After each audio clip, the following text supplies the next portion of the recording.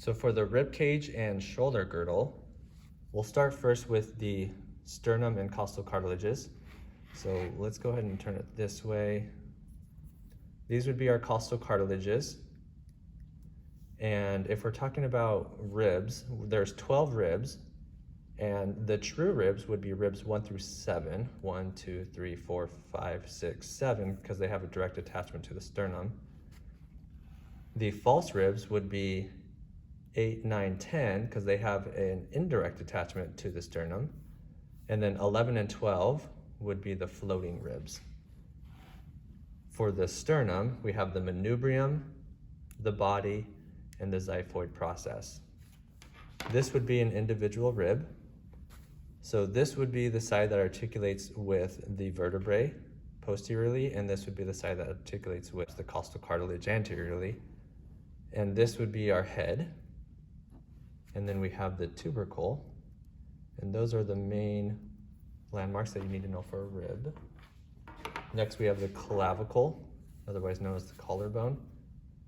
Not too much here that you need to know, except for this rounded end is the acromial end, and then this flatter end is the sternal end. So this is the end that articulates with the sternum. This is the end that articulates with the acromion process of the scapula. So this is the anterior portion of the scapula. This would be the posterior. Now the way that I know that this is the posterior is because this is the spine of the scapula right here. And if I think about the spine, I know we have a spine in the back of our body. So this helps me remember the spine is always in the back. So that's going to be the posterior side of the scapula.